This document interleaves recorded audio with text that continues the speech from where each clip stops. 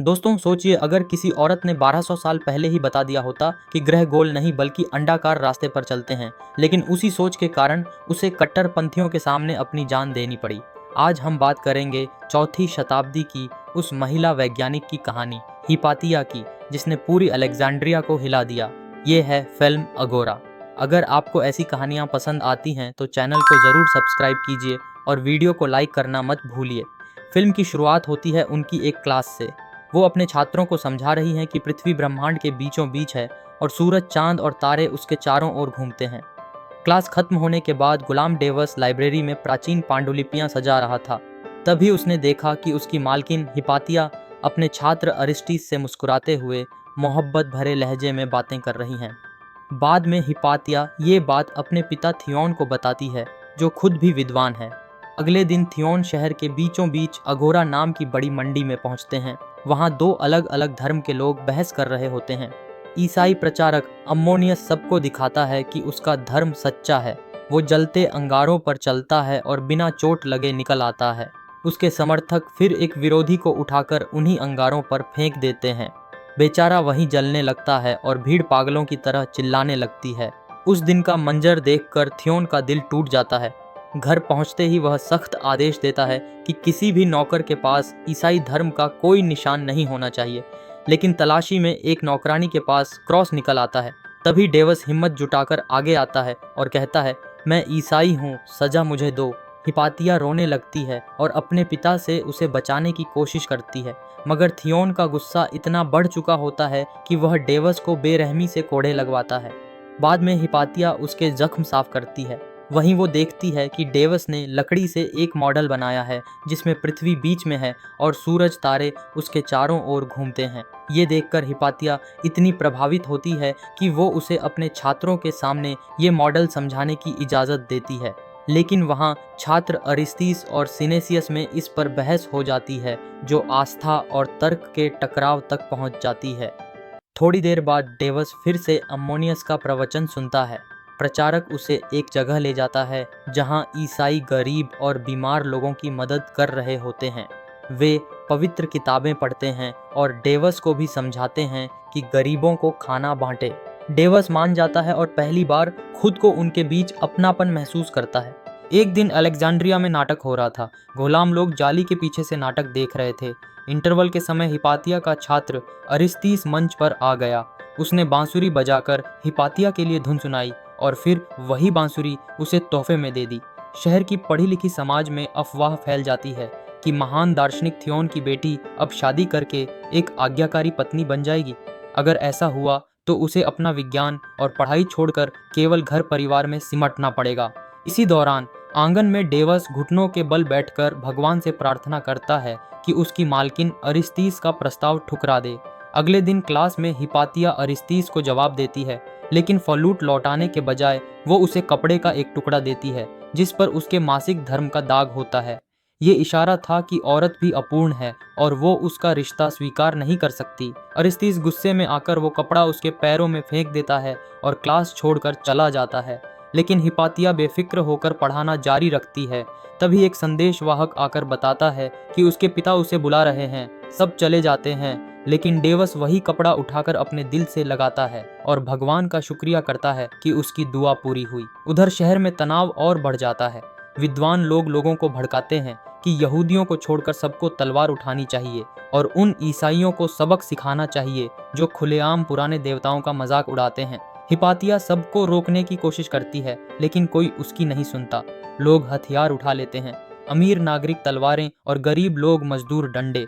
वे बाजार पहुंचते हैं जहां ईसाई प्रचार सुन रहे होते हैं। अचानक नारा लगता है, ईसाइयों को मारो, देवताओं को बचाओ, और दंगा शुरू हो जाता है। खून खराबे में छात्र भी फंस जाते हैं। कुछ तो ईसाई ही निकलते हैं। अरिस्तीस गुस्से में अपने साथी को मार डालता है जिसने उनके खिलाफ हाथ उठाया था, और फिर उसका शरीर घसीटकर लाइब्रेरी तक ले जाता है। लेकिन यहाँ गलती हो जाती है।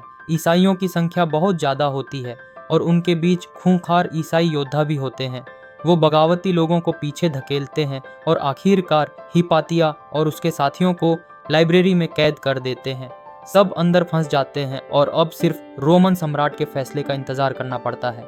कैद के दौरान जब यह पता चलता है कि छात्रों में कुछ ईसाई भी हैं, तो लोग उन्हें मारने की धमकी देते हैं, लेकिन अरिस्तीस खून से लथपथ तलवार लेकर उनके सामने खड़ा हो जाता है और कहता है कि वो किसी को नहीं छूने देगा। उस रात सब सितारों की ओर देखते हैं और उनकी गति पर चर्चा करते हैं।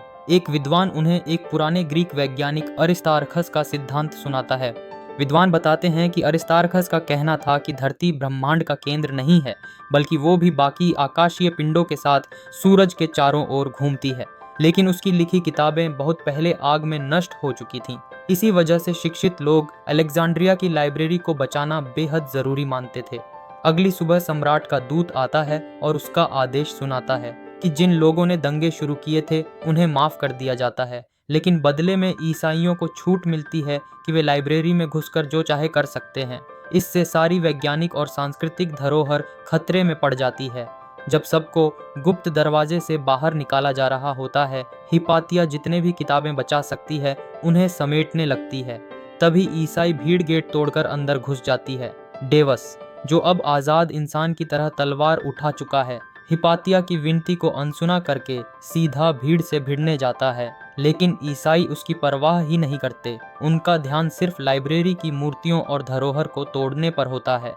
डेवस भी प्रचारक अम्मोनियस के उकसावे में आकर एक मूर्ति खुद गिरा देता है। शाम तक पूरा ज्ञान का खजाना बर्बाद हो जाता है। उसी रात डेवस हिपातिया के घर लौटता है। गुस्से और उलझन में वो उसे लगभग जबरन पकड़ने की कोशिश करता है, मगर आखिरी पल में खुद को रोक लेता है। फिर घुटनों पर झुककर उसे अपनी तलवार थमा देता है। हिपातिया उसका गुलामी का कॉलर उतार देती है और उसे आजाद कर देती है। कुछ साल बीत जाते हैं। जब पुराने ईसाई धर्मगुरु की मौत होती है, उसकी जगह उसका भतीजा किरिल नया धर्मगुरु बनता है। इस तरह सत्ता एक ही परिवार में बनी रहती है। इसके तुरंत बाद पारवलान एक यहूदी नाटक पर हमला कर देते हैं। वे सब पर पत्थर बरसाते हैं, सिर्फ इसलिए कि उन्होंने पवित्र दिन पर उत्सव मनाया। इस झगड़े को सुलझाने की जिम्मेदारी सम्राट के प्रतिनिधि प्रीफेक्ट अरिस्तीस को मिलती है, लेकिन न्याय खोजने के बजाय वो हिपातिया से मिलने और बातें करने में ज्यादा रुचि दिखाता है। दोनों समुद्र पर जाते हैं और वहाँ एक प्रयोग करते हैं। वे जहाज के खंभे से एक बोरा नीचे गिराते हैं। अगर बोरा उसी जगह गिरे जहाँ से छोड़ा गया था, तो इसका मतलब है कि जहाज की गति का असर बोरे पर नहीं पड़ा, और अगर ऐसा है तो धरती भी वैसे ही लगातार चल सकती है जैसे एक विशाल जहाज। वास्तव में बोरा सीधा मस्तूल के नीचे गिरता है, जिससे हिपातिया को नई सोच मिलती है। लेकिन इस तरह के तर्क संगत विचार चर्च की सख्त मान्यताओं के खिलाफ जाते थे। धीरे धीरे धार्मिक कट्टरता और राजनीति भड़कने लगती है, और फिर एक रात धार्मिक कट्टरपंथी दल आग बुझाने के बहाने शहर की गलियों में निकल पड़ते हैं।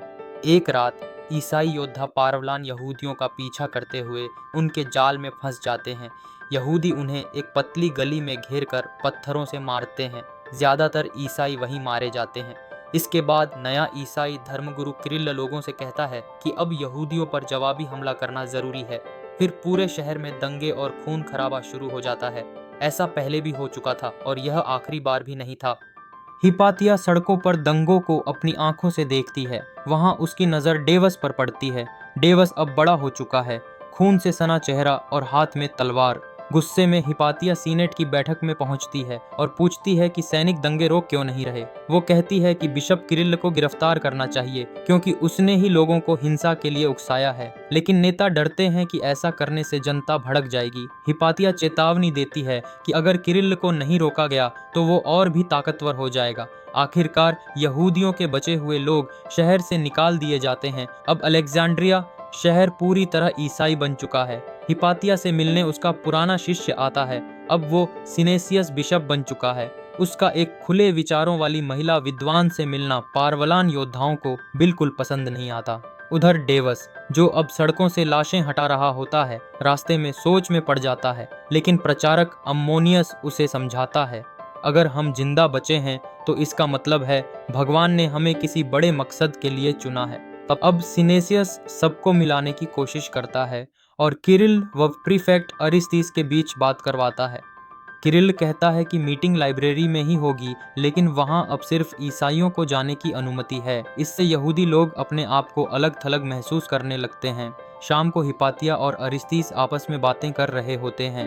अचानक हिपातिया को एक नया वैज्ञानिक विचार आता है और वह हिसाब लगाने लगती है। रविवार की प्रार्थना सभा में पूरा शहर इकट्ठा था। बिशप किरिल्लिल ने सबको बाइबल के आगे झुकने का हुक्म दिया। फिर उसने ऊंची आवाज में ऐसे श्लोक पढ़े जिनमें लिखा था कि औरतें पुरुषों से नीची हैं और उन्हें हमेशा उनके आदेश का पालन करना चाहिए।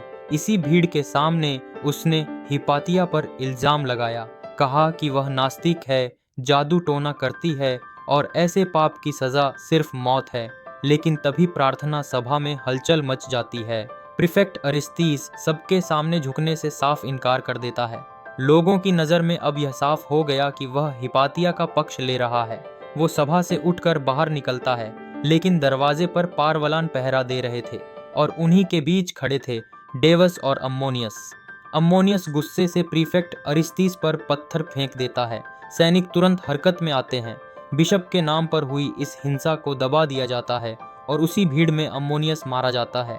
इसके बाद सैनिकों का एक हिस्सा हिपातिया के घर पहुंचता है ताकि उसे कट्टर ईसाइयों के हमले से बचाया जा सके। इसी बीच अरिस्तीस और सिनेसियस चिंता में डूबे बैठते हैं कि कैसे अपनी प्रिय शिक्षिका को बिशप किरिल की चालों से बचाया जाए। लेकिन किरिल कोई मौका नहीं छोड़ता। वह अम्मोनियस को पवित्र शहीद घोषित कर देता है। उसी रात डेवस चुपके से अपने साथियों की बातें सुन लेता है। पारवलान यानी कट्टर ईसाई योद्धा यह तय कर चुके थे, अगर हिपातिया को खत्म कर दिया जाए तो प्रीफेक्ट अरिस्तीस की ताकत भी कम हो जाएगी। सुबह होते ही डेवस मंदिर से भाग निकलता है। वह अपना हथियार और पत्थर वहीं छोड़ देता है और सीधे हिपातिया के घर की ओर दौड़ पड़ता है ताकि उसे चेतावनी दे सके। लेकिन हिपातिया पूरी रात अपने गणित और खगोल के हिसाब किताब में लगी रहती है। उसे एक नया विचार आता है। धरती और ग्रह सूरज के चारों ओर गोल नहीं बल्कि अंडाकार रास्ते पर घूमते हैं, यानी कभी सूरज पास होता है और कभी दूर। यही खोज आगे चलकर विज्ञान की आधार बनती है। अगली सुबह हिपातिया सीनेट में अरिस्तीस और सिनेसियस से मिलती है। दोनों उसे समझाते हैं कि अगर वह ईसाई धर्म अपना ले तो बिशप किरिल्लिल उसका कुछ नहीं कर पाएगा। लेकिन हिपातिया साफ इनकार कर देती है। वह कहती है कि किरिल्लिल पहले ही जीत चुका है और अब पूरे शहर पर उसका कब्जा है, इसलिए समझौता करने का कोई मतलब नहीं। वह अकेले ही घर लौट जाती है और अपने पहरेदार सैनिकों को भी भेज देती है। डेवस जब हिपातिया को घर पर नहीं पाता तो सीनेट की ओर दौड़ पड़ता है। रास्ते में उसे पारवलान मिलते हैं जो हिपातिया को पहले ही पकड़कर मंदिर ले जा रहे होते हैं। मंदिर में पहुंचकर कट्टर लोग उसे निर्वस्त्र कर देते हैं और तय करते हैं कि उसकी चमड़ी जिंदा उतारी जाएगी। तभी डेवस बीच में आ जाता है। वह उन्हें रोककर कहता है कि तुम्हारे हाथ किसी पापिनी के खून से गंदे नहीं होने चाहिए। वह सबको समझाता है कि हिपातिया को पुरानी परंपरा के अनुसार पत्थरों से मारा जाए। जब लोग पत्थर उठाने लगते हैं उसी पल डेवस चुपचाप हिपातिया के पास जाता है। वह उसे कसकर गले लगाता है और दया के भाव से उसका गला दबाकर उसकी तकलीफ को जल्दी खत्म कर देता है ताकि वह उस भयानक यातना से बच सके। कुछ ही देर बाद बाकी लोग पत्थरों से उसके शरीर पर वार करते हैं। डेवस धीरे धीरे मंदिर से बाहर निकल जाता है। वह पीछे मुड़कर नहीं देखता, मानो अपना पूरा अतीत, अपना दर्द सब वहीं पीछे छोड़ आया हो। और दोस्तों, यहीं पर यह कहानी खत्म होती है। हिपातिया का नाम भले ही उसकी किताबों में ना बच पाया हो, लेकिन उसकी सोच आज भी जिंदा है। अगर आपको यह कहानी पसंद आई हो तो चैनल को ज़रूर सब्सक्राइब करें और वीडियो को लाइक करना न भूलें। आपका साथ ही हमें और ऐसी कहानियाँ लाने की ताकत देता है। तो मिलते हैं अगली कहानी में। तब तक के लिए धन्यवाद।